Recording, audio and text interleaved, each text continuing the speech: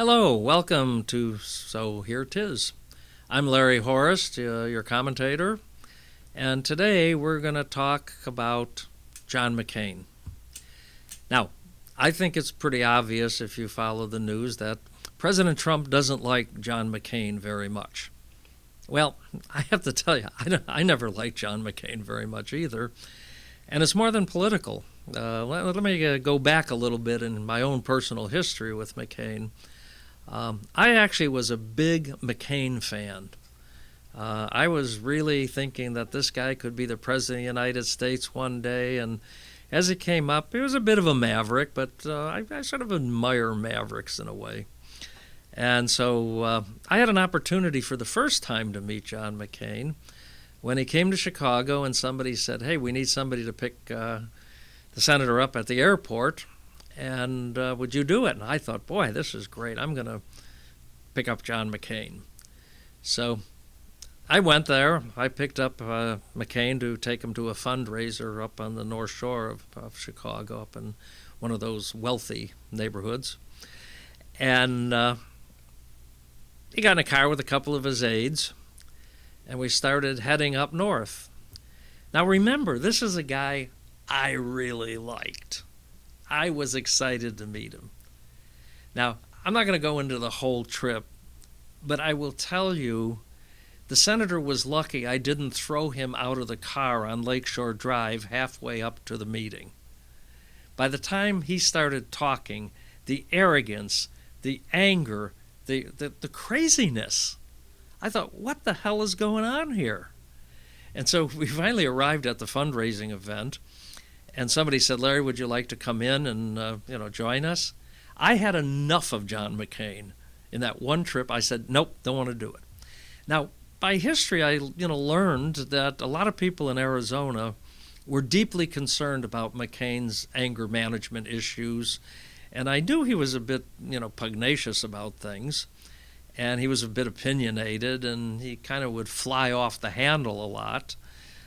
There was question about his mental stability to be President of the United States. All of that, of course, have gotten buried because Trump doesn't like him, and that means he's a superhero of America. I never considered him that, especially after that road trip with him. Now, what we find is that the media loves to bring up John McCain and make all kinds of comparisons with Trump. They remind everybody what Trump said about McCain on this day and on that day. They regurgitate all of these old stories that are just narratives. They're anti-Trump narratives designed to make people dislike the president. That's what their purpose is. Now, recently, we got a new one. There's a ship called the John McCain, a Navy ship. That Navy ship is in the Middle East. Now, that Navy ship is not going to be nearby when the president travels. They gave the sailors on that ship the holiday. Now, we don't know if that was the normal cycling of the ship and what's going. We don't know that. But Trump critics claim that it was because if Trump saw that ship during his state visits, he would go bonkers. Now, did Trump order the ship to be set aside, taken out of sight? No. They said, nope, they don't have any evidence that he did it. How about the Secretary of Defense? Did he say, oh, no, that ship can't be there because it'll upset the president? Nope, he didn't do it. Somebody must have said that the sailors on the John McCain are going to have a little bit of a shore leave. Who did it? I don't know.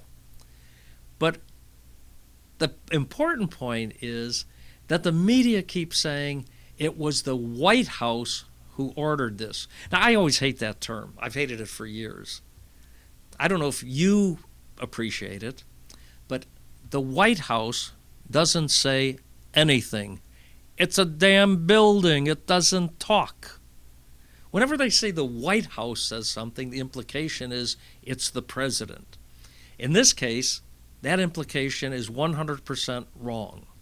So whether John McCain was a great hero, and I think he was a hero. I give him credit for his service. I give him credit for his having been captured and the suffering he went through and the injury, permanent injury he suffered.